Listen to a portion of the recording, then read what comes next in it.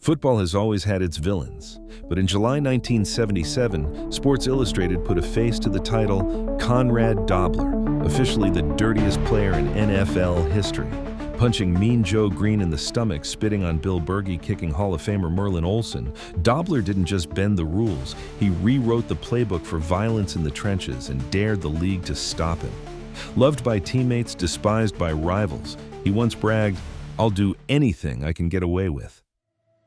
But what turned an overlooked draft pick into the NFL's most notorious enforcer, and at what cost? This is the staggering story behind the legend of Conrad Dobler. Sports Illustrated didn't just run a headline, they put Dobler's face front and center on the July 25, 1977 cover, and called him exactly what every defender already knew: pro football's dirtiest player. That issue flew off shelves. Millions of copies, coast to coast. Suddenly, Dobler wasn't just a problem for defensive linemen, he was a national talking point.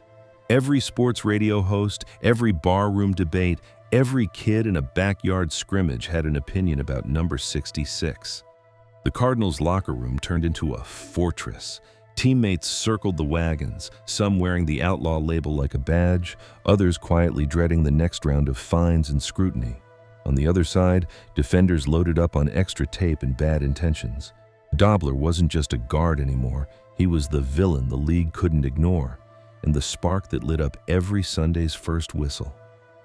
Dobler's playbook went way past the usual shoves and scraps.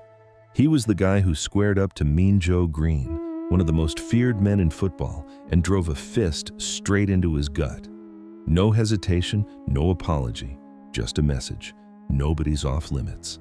Against the Eagles, linebacker Bill Bergey lay hurt on the field. Dobler didn't just walk by, he jogged 50 yards out of his way and spat right in Bergey's face. That wasn't a heat-of-the-moment accident. It was Dobler making sure his enemies never forgot him. Then there was the leg whip, a move so dangerous it got banned from the league. He'd swing his leg around and catch a defender in the knees, leaving them hobbled and angry. John Dutton missed the NFC championship after Dobler's leg whip raised a blood clot on his leg. These weren't just dirty tricks, they were Dobler's signature, the calling cards that built his legend as the NFL's outlaw and left a trail of battered rivals in his wake. Draft day didn't come with fanfare. Conrad Dobler, the 110th overall pick, barely made the St. Louis Cardinals roster in 1972. He was cut before the season even began, left to wonder if his shot at the NFL was already over. 3 weeks later, a call came. Injuries had gutted the line, and Dobler was back. He packed up, drove through the night, and reported for duty. The message was clear. In this league, nobody hands you anything. Dobler decided he'd never be that close to the edge again. He played every snap like it was his last, fighting for a job nobody thought he'd keep. He wasn't the biggest or the fastest, but he figured out early that survival meant outworking, out-hustling, and, if needed, out-meaning everyone else. That desperation became his edge. Every whistle, every pile, every play was a chance to prove he belonged. For Dobler, playing nice was a luxury for someone with job security. He had none. So he made sure nobody forgot him, even if it meant bending every rule in the book. Dobler's brutality came with a payoff. From 1974 to 1976, the Cardinals' offensive line became a fortress. In 1975, they allowed just 8 sacks in 14 games, a record that still stands. Quarterback Jim Hart barely touched the turf, and Dobler was right in the middle of it, earning Pro Bowl honors 3 straight years. Dan Deerdorf, the Hall of Fame tackle beside him, called Dobler the meanest, toughest player he'd ever line up with. And he meant it as the highest compliment. But that edge didn't just rattle rookies. When Dobler kicked Merlin Olsen during a playoff brawl, Olsen, normally unshakable, lost his cool and went public, vowing revenge. Dobler didn't care. He'd already gotten what he wanted, a line that protected its own and a reputation that left defenders second-guessing every snap. For the Cardinals, those years were the golden age of the Big Red Len, built on intimidation, held together by Dobler's merciless streak. 30 surgeries, 9 knee replacements. By the end, Dobler's legs were more metal than bone, stitched and braced just to get him out of bed. The pain never left, not in the morning, not at midnight. He swallowed painkillers just to walk to the mailbox. Doctors told him he had the joints of a man twice his age, and still, the damage kept piling up.